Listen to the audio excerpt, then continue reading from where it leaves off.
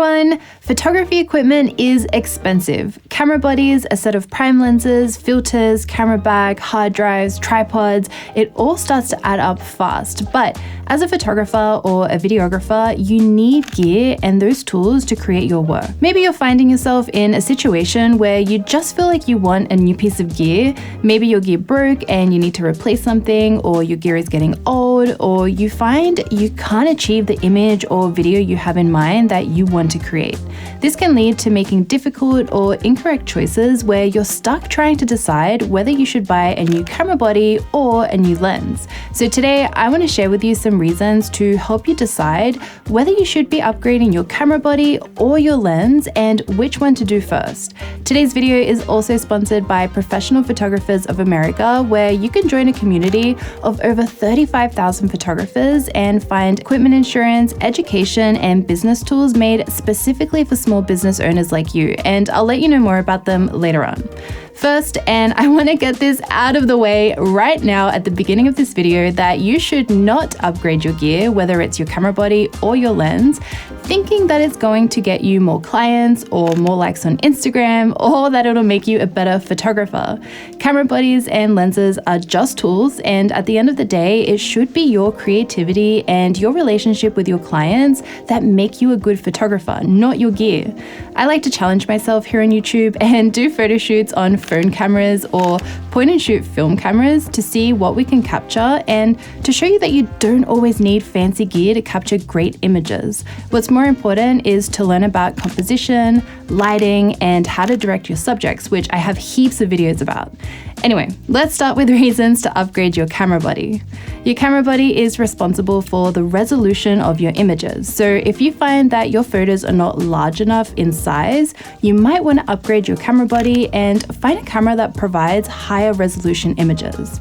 For example, the Sony a7 III produces 24 megapixel files compared to the Sony a7 IV, which produces 33 megapixel files. There are lots of reasons to go for either or. You might want a higher resolution camera for printing or being able to crop without losing too much data.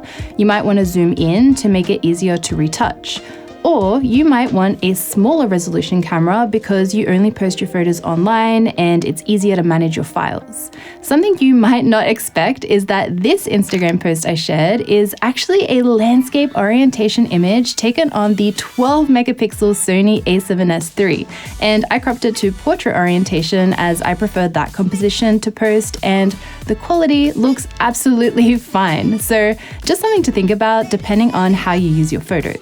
Autofocus performance is another feature that the camera body is mostly responsible for.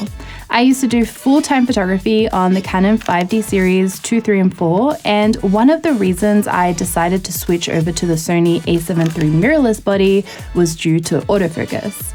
On the 5D4, I had to use a manual focus point and constantly move it around myself with the joystick to make sure focus is on my subject's eyes. With IAF in the Sony a7 III, on the other hand, I can let my camera handle more of the focusing so we can achieve results at a photo shoot more efficiently. Speaking of shooting more efficiently, actually, continuous shooting speed is another reason to upgrade your camera. So the frames per second your camera is capable of shooting in, and its processing speed. Next, I have 2 physical reasons to upgrade your camera body. The first is ergonomics. Let's take the Sony a7C for example. It's a lightweight and compact full-frame mirrorless. This camera is awesome for traveling with and taking photos at shorter photography sessions. But say your scope as a photographer has progressed since you purchased that camera, you might want to upgrade to a camera with a more comfortable grip or a larger viewfinder that's more suitable for longer hours of shooting. The second physical reason is lens choice. You want to make sure the lenses you need and might want in the future exist in your ecosystem at the right price for your budget. This could be the difference in upgrading your camera body to another in the same ecosystem or changing systems altogether. Moving on to image quality. Your camera body is also responsible for how clean high ISO images appear and the performance in low light situations. If you find your camera struggles in low light and it's a situation you work in often, you might consider upgrading your camera because of that. IBIS, which is inbuilt image stabilization, is also directly linked to your camera body. So going off working in low light, if you use slow shutter speeds quite often for photography or you use long lenses, having a camera with better IBIS can help you out. Or if you do video, better IBIS can also be beneficial for smoother footage. I'm still so impressed that I was able to film with an 85mm on the Lumix S5 II with an S35 crop, making it around a 135mm field of view, handheld, and still capture this natural but stable footage. Last but not least, video capabilities are another reason to upgrade your camera body. With recent mirrorless cameras, you have more video features to choose from, including image quality and resolution, autofocus, frame rates, picture profiles, increased bit depth for easier coloring and better tonal range, and things along those lines. So before we move on to reasons to upgrade your lens, I want to let you know more about the sponsor of today's video, PPA. If you're a photographer, you should check out the Professional Photographers of America to help grow your business and improve your skills as a photographer.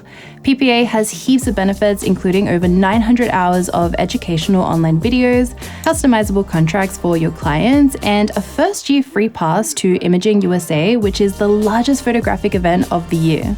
As a member, you can also protect your photography equipment with up to $15,000 worth of coverage. You have the option of full replacement coverage with a $350 flat deductible, or you can repair your equipment with a $50 flat deductible. So if you want to join PPA, be sure to use the link in my description to get $25 off your membership. So, if none of the reasons we went through so far are why you want to upgrade your gear, then maybe it's because you need to upgrade your lens instead. So let's start off with image quality. If you're finding that your shots are not as sharp as you would like them to be, and you've already watched my tutorial on how to get sharp images, then maybe it's your lens letting you down. Lenses have different levels of sharpness, which can be affecting your image quality. The same goes for bokeh. Your camera body doesn't affect what your bokeh looks like, the lens does. If you currently have very sharp images with a wide depth of field, it might be because your lens has a small aperture of something like f4 or f5.6. If you want to achieve dreamier looking photos with lots of bokeh and a shallow depth of field, then you want to look into getting a lens with a larger aperture, something like f1.2 or f1.8. The quality of the bokeh is also determined by the quality of the lens, so this is also something to keep an eye out for. Some lenses produce what is called dirty bokeh, where you can see colors and texture in the bokeh. Other lenses produce clean bokeh, where the out of focus area is smooth with no texture. Finally, with image quality is chromatic aberration, which is this fringing you'll notice sometimes in images, usually when you shoot backlit or have fine lines.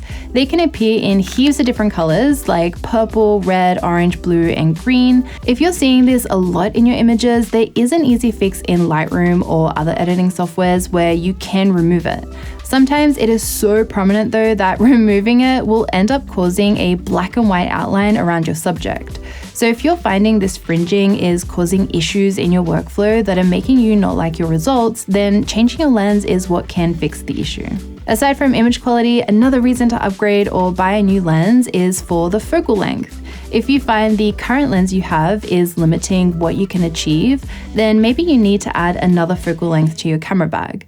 For example, as a prime lens portrait photographer myself, I really love using both a 35mm and an 85mm lens to capture a variety of images at a portrait session. And again, I have a bunch of videos going over what focal length you should use in certain situations, which I'll leave linked down below.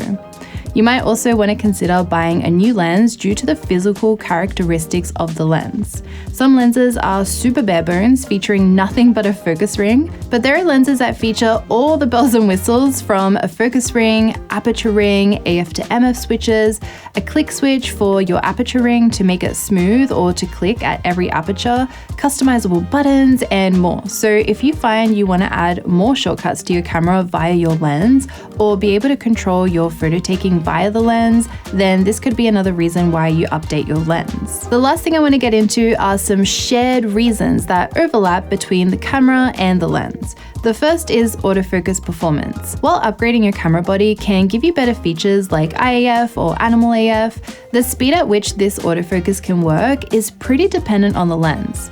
For example, if the lens you have is built with slower focusing motors, you might still miss focus if you're working in a fast-paced environment.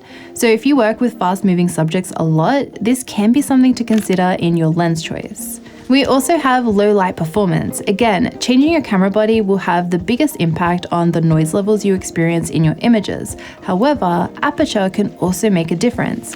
If you purchase a lens with a fast aperture like f1.2, compared to using an f4 lens, for example, you will be able to shoot in lower light situations without having to bump up your ISO too high. Let me know in the comments if this video has helped you out and if there are any other reasons to consider that I might have missed out on. And don't forget to check out PPA using the link in my description. But as always, thank you so much for watching. I make new videos every single week, so I will see you all next time. Bye.